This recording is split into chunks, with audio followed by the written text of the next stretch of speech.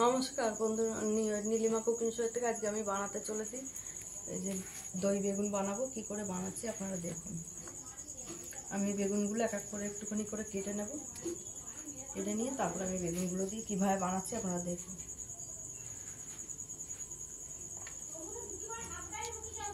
বেগুনগুলো এইভাবে কেটে নিচ্ছি ছোট ছোট বেগুন দিয়ে। এটা দিয়ে খুব সুন্দর হয়, বোটা কাটবো না, বোটা সমেত গোটা গোটা বানাবো। এই যে অল্প অল্প করে আমি কেটে নিচ্ছি এইভাবে।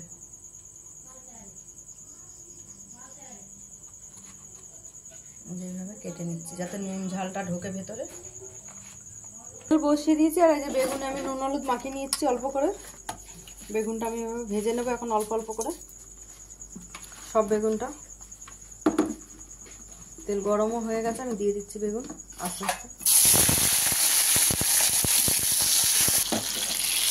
হয়ে গেছে আমার সব বেগুনটা ভাজা। আমি এক এক করে বেগুনগুলো সব তুলে দিচ্ছি। এরপর আমি কীভাবে বসাচ্ছি, কী কী মশলা দিচ্ছি দেখতে থাকি। আমার তেল গরম হয়ে গেছে, আমি দিয়ে দিচ্ছি গোটা গরম মশলা থেতো করে। এই যে আমি দিয়ে দিচ্ছি 1 চামচ পেঁয়াজ আর 1/2 চামচ আদা, একটা কাঁচা লঙ্কা বাটা,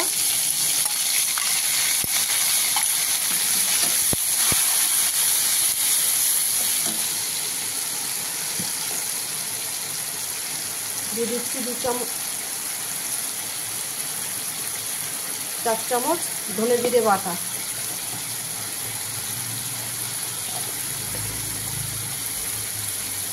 দিয়ে দিচ্ছি 1 চামচ লঙ্কার গুঁড়ো,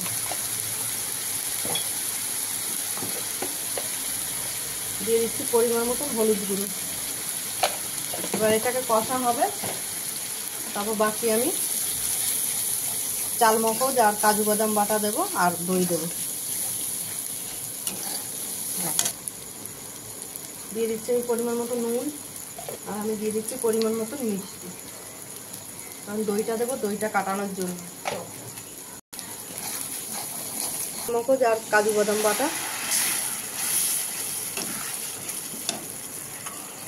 দইটাকে ফেটিয়ে নিচ্ছি। 2 চামচ টক দই দিয়েছি,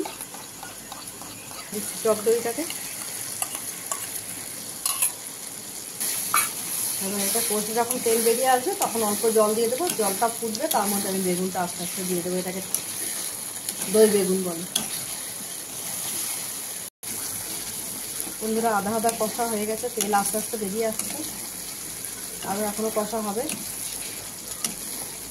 কষা, এবার আমি দিয়ে দিচ্ছি ঝোল।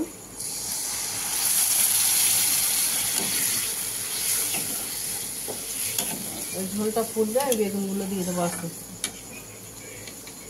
বন্ধুরা, ঝোল ফুটে গেছে, এবার আমি আস্তে আস্তে বেগুনগুলো দিয়ে দিচ্ছি সব। আমি সব বেগুনটা দিয়ে দিলাম। এবার বেগুনটা দিয়ে একটু ফুটবে, ঝোলটা বেরিয়ে টেনে যাবে, ভেতরে রসটা ঢুকবে, তবে নামিয়ে দেবে। বন্ধুরা, আমার দই বেগুন হয়ে গেছে, আমি এবার নিভিয়ে দিচ্ছি গ্যাস। দেখুন বন্ধুরা, আপনাদের ভালো লাগলে আপনারা এরকম বাড়িতে বানিয়ে ট্রাই করে খেয়ে দেখবেন কেমন লাগে। নীলিমা কুকিং শোটিকে আপনারা সাবস্ক্রাইব, লাইক, কমেন্ট, শেয়ার করে দেবেন বেশি বেশি করে ইউটিউবে আর ফেসবুকের। বন্ধুরা, আপনাদেরও ভালো লাগলে আপনারাও লাইক, কমেন্ট, শেয়ার করে দেবেন। আর নীলিমা কুকিং শো বলে পেজ খোলা আছে, ওখানে আপনারা ফলো করে লাইক, কমেন্ট, শেয়ার।